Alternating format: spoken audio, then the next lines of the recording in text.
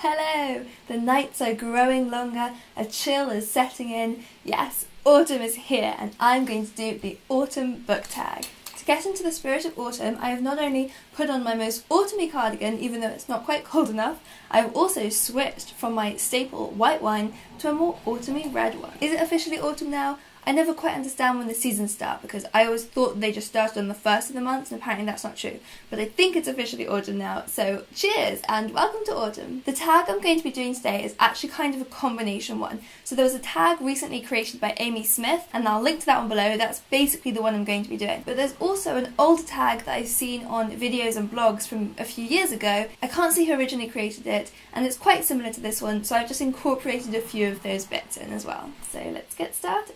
Question 1. What is your favourite thing about autumn? God, it's so many things. It's wearing big chunky cardigans. It's wearing tights so I don't have to have bare legs anymore. It's making crunching sounds as you step through leaves. And it is never ever having to go to the beach. Question 2. September brings back school memories. Which book most reminds you of your school days? And what were your favourite and least favourite subjects when you were there? I went to an old-fashioned boarding school, so the books that most remind me of school are Mallory Towers, because they're actually set at the school I went to, anything by Enid Blyton really. Harry Potter I only got into quite recently, but it definitely has reminded me of school as well, because even though we're all muggles, a lot of the descriptions of Hogwarts do sound very familiar. When I was at school, my favourite subjects were maths and English. Weird combination, I know. So the other books that remind me of school were the books that I studied in English while I was there, like Jane Austen's Emma, or Shakespeare's Othello. Death of a Salesman, I remember studying that one. Anytime I read a book that I studied at school, I do get flashbacks to my lessons, and a lot of people say that and say that it ruined books for them, but no, to me it is all happy flashbacks,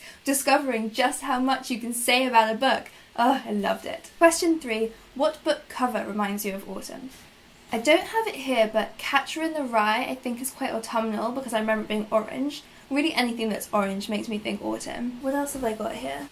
I think that this one's quite autumny, Fried Green Tomatoes at the Whistle Stop Cafe. I just bought this one. I read it about a year ago when I borrowed it from a friend, but I saw this cover in a shop recently and I just had to get it. And I think it looks quite autumny. Possibly late summer, but either way, autumn is definitely on its way. Question 4. October brings Halloween. What is your favourite Halloween or horror book or film? Ugh, I am a total wimp when it comes to horror. And I don't even really like Halloween, which I know is such an unpopular opinion, but I've just never liked it. I do quite enjoy freaking myself out sometimes, watching films like The Orphanage I really liked, The Others I liked, but I do get so scared and I need someone to hold my hand for days afterwards. I don't know that I've read that many horror books that I can think of. I do remember really enjoying Perfume by Patrick Suskind.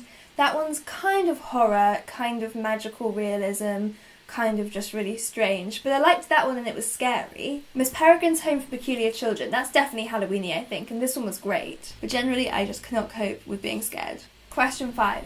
With November, it's time for bonfire night and firework displays. What's the most exciting book you've read that really kept you gripped? The Night Circus springs to mind for that question, but I think that's more because the bonfire is so central to it, so that question just made me think of it. It's not exactly a fast-paced, exciting book, this one. It's more slow and gentle, mysterious, but there is a bonfire central to it, and it's definitely got the magic and beauty of fireworks. In terms of exciting books that have kept me gripped, recently it would have to be I Let You Go by Claire Mackintosh. That one had me absolutely hooked. I could not put it down until I'd finished it and I was practically holding my breath. Question 6. What book is your cosy comfort read? If I want to settle down with something lovely and familiar, it would probably be Persuasion by Jane Austen, or Sense and Sensibility by Jane Austen, or Northanger Abbey by Jane Austen, or Emma by Jane Austen. Rereading Jane Austen is definitely cosy and comforting. Question 7. Curled up with a book, what is your hot drink of choice? Well, mulled wine would be the absolute dream. This isn't mulled wine, sadly, but if this was warm, that would be the tops. Second to that, reading with hot chocolate is a real treat, but I don't have hot chocolate very often, so it's got to be curled up with a cup of tea and a book. I mean, that's just lovely, preferably by a fire, wearing cashmere socks. Question 8. What plans are you looking forward to in the next few months? Well, mainly I'm really looking forward to starting uni again. I'm starting my masters in about 2 weeks now and I am so excited. I've got Freshers Week coming up, I'm so excited to meet the other people on my course, and I'm so excited to be studying again. I mean, I'm such a nerd, but I'm so looking forward to going to the library and writing essays and going to seminars. It's going to be great. Question 9. What autumn book are you most anticipating? 100% it is Talking as Fast as I Can by Lauren Graham. That is her memoir that's coming out, and it's going to have all sorts of secrets about Gilmore Girls in it, which brings us to question 10. What autumn movie release are you most looking forward to? Obviously, it's all 4 Gilmore Girls mini-movies, and I'm counting them because they have been described as mini-movies by the creators. Not only are they coming out in autumn, Gilmore Girls is pretty much the definition of autumn. I intend to binge-watch them all on Netflix the second they come out, while reading my Lauren Graham memoir. It's going to be the best autumn ever. And finally, question 11. What 3 books do you plan to read this autumn?